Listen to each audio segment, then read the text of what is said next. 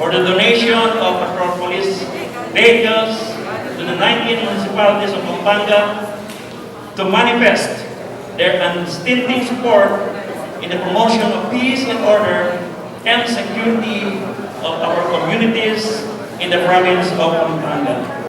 Nasa 20 high-end pickup truck ang tinanggap ng Philippine National Police at ng Pampanga Mayor's League mula sa pamahalang panlunsod ng Mabalacat nitong umaga ng September 3. Pakikinabangan ito ng 19 na municipal police station dito sa lalawigan. Ito ang ikalawang ceremonial turnover ng mga donasyon sa kapulisan. Nauna nang nagbigay donasyon ng Pampanga Provincial Government. Layon daw nitong solusyonan ang problema sa mobility ng mga alagad ng batas. In terms of bakit mobile patrol ang ni-request natin, kasi yung response sa crime, kung wala tayong transportation, paano magre-response yung mga pulis natin, di ba? Importante yan.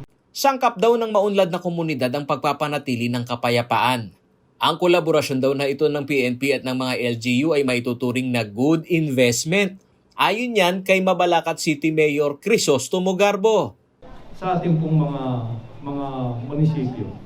Kasi ang paniwala ko, the bloodline of the PNP is always on the local government unit.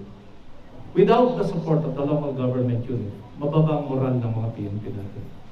Sa pag-usisa ng CLTV News Team kay PNP Chief General Guillermo Eleazar, ang inisyatibong ito ng mga LGUs ay hindi naman umano nangangahulugan. Naaasa na lamang ang PNP sa donasyon, kundi may procurement process din umanong tumatakbo upang magkaroon ng patrol unit ang kada municipal headquarters. Inamin din nito na sa limitadong pondo ay hindi rin lahat na pagkakalooban. Kung pagpunta sa iba't ibang rehiyon ng Pilipinas, pagdalaw sa ating mga iba't ibang police units, particularly mga police provincial office, nakasalamuha ko po yung kanilang mga local chief executive. At talagang ang unang kanilang request, yung kakulangan ng mobility.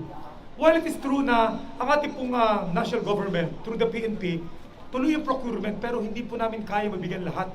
Bukod sa mobility issue ng PNP, parte ng modernization program na inabot ni Eleazar ay ang execution ng pagsusuot ng body-worn camera ng mga pulis. Dito sa Pampanga, tanging ang 2 component cities lamang ang napagkalooban nito. Ito Mabalacat City Police Station, ito lang nabigyan, pati yung San Fernando. So yung iba, the 19 municipalities, wala sila noon. Pero kasi kukunti, inuna sa kanila. Pero yun nga, patuloy tayo magpo-procure.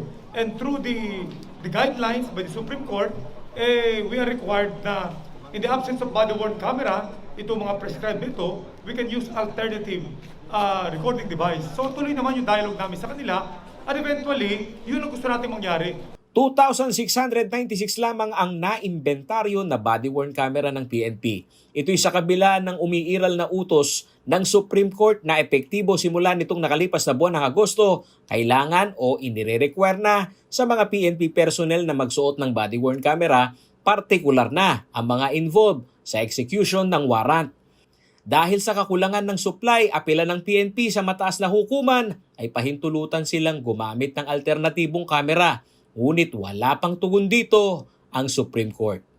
Paolo G. Santos, CLTV News.